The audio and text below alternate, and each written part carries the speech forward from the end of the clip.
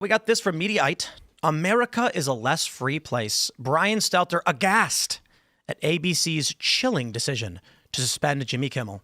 They don't learn their lesson. Listen to this. Truly dropped as, I think, a shock to anybody who heard it, even if they knew that Brendan Carr, the pro-Trump chief of the FCC, had made the comments he made on that podcast. I don't think there's anybody who literally thought within hours Jimmy Kimmel would be gone.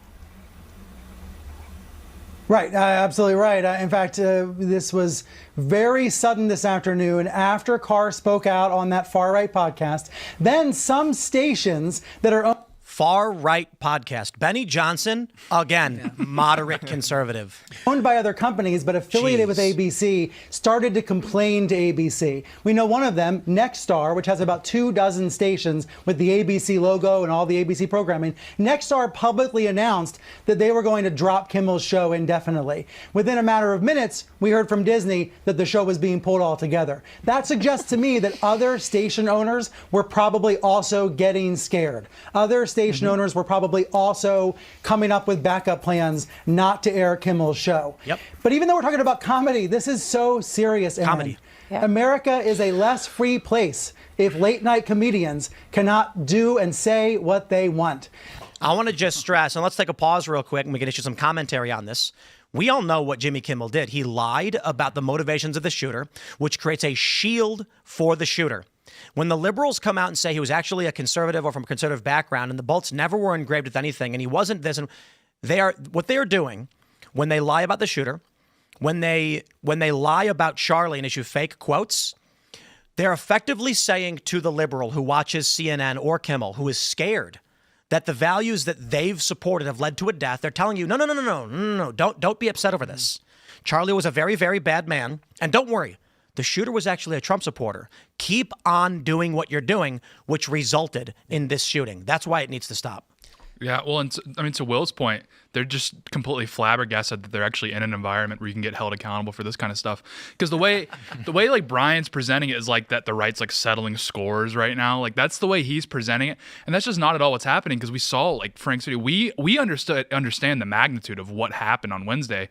They don't. They think that this is just some flippant thing that we're freaking out over. And so it's like, yeah, they're just so confused that they can actually be held accountable for this, nonsense that they're spewing. Well, and on the point of being held accountable, free speech, as Tim was saying earlier, is really, it's not a law, it's a culture. And as a culture, it's a set of duties and responsibilities. So if you have one side that's advocating for terrorism against the other side and celebrating murder, of course the other side's not going to find that okay. You're no longer part of that culture because you've intentionally distanced yourself from it for temporary political advantage or to support something far more awful than that, which is what they're now doing. Yeah. If you look at what it looks like when you look at all the people that were treating this situation the way they were, the people that were saying awful things about Charlie, the people that were celebrating his death. There was people who were talking about the Gen Z aspect of it, the young people on TikTok who were doing so.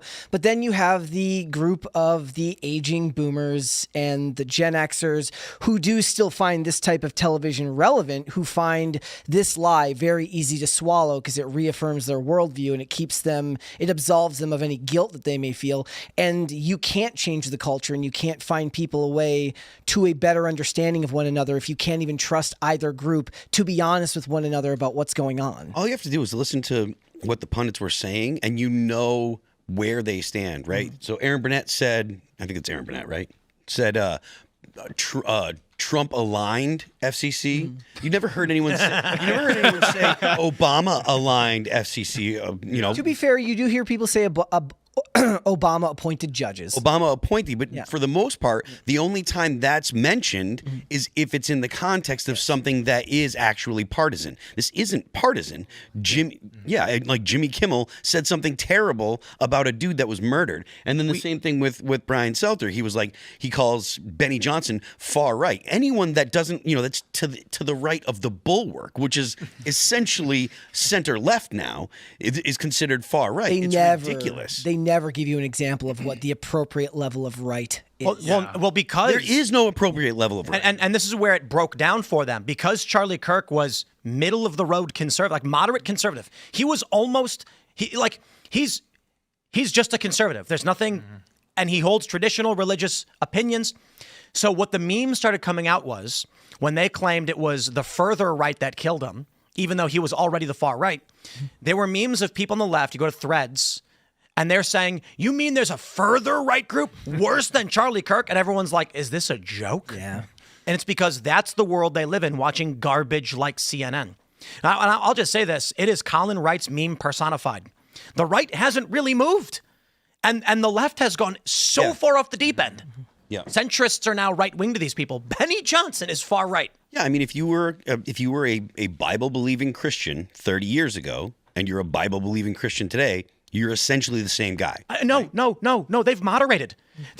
Charlie Kirk said gay people should be welcome in his movement. Yeah. Like, this is But for the most part, I mean, like, there were always Christians that said, look, you hate the sin, not the sinner. So you don't hate gay people. You hate their lifestyle, or you hate that they're sodomites or whatever you want to call them. But the fact of the matter is there were always people that were like, look, we can be around them. We can talk to them. We can treat them as we can be friendly with them. We can treat you want to be polite. You want to be nice because you want them to feel like they can come out of the lifestyle that they're in and come to Christ, right? That was the argument. And I agree. However, the mainstream position, even 15 plus years ago, from the conservatives was, we won't accept gay marriage.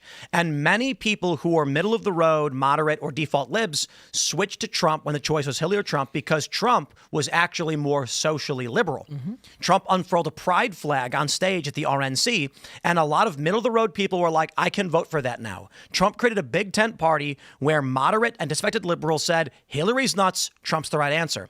Charlie Kirk famously argued with people saying that gay people should be welcome in their movement. And there's one video that's got millions of views where he tells a young gay man, I don't judge you and you shouldn't judge yourself and introduce yourself based on the actions, what you do in private.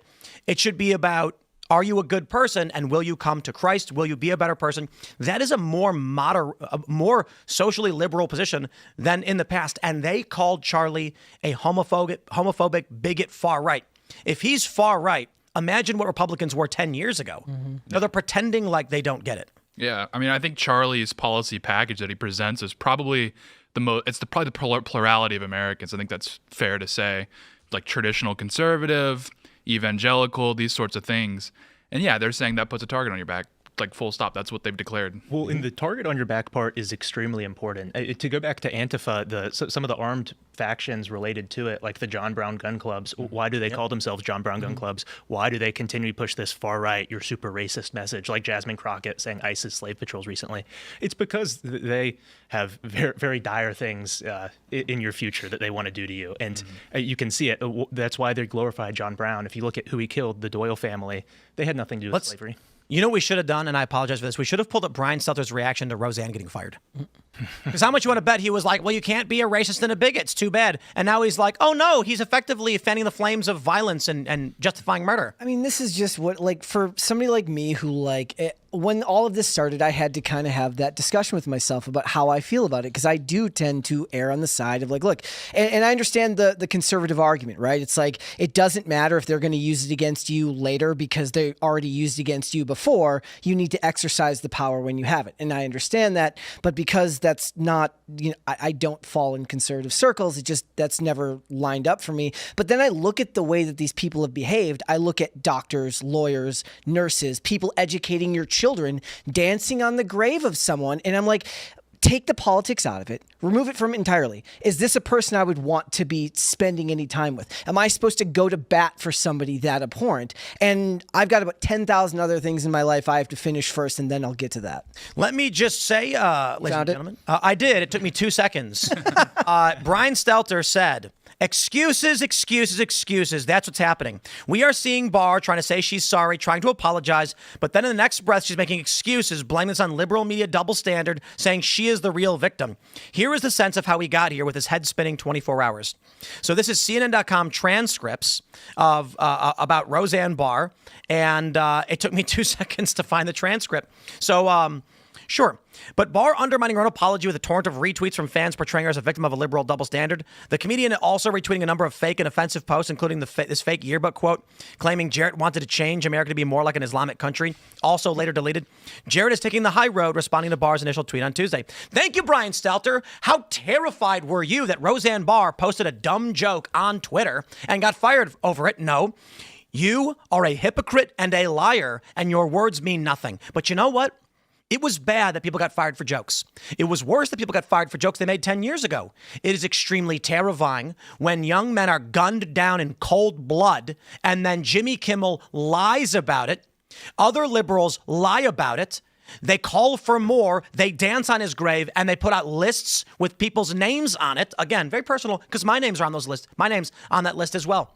So Brian, maybe you need to take a step back and go to confession or something. Thanks for checking out this clip from Timcast IRL. Make sure to watch the show live Monday through Friday at 8 p.m. Subscribe to this channel, and we will see you all there.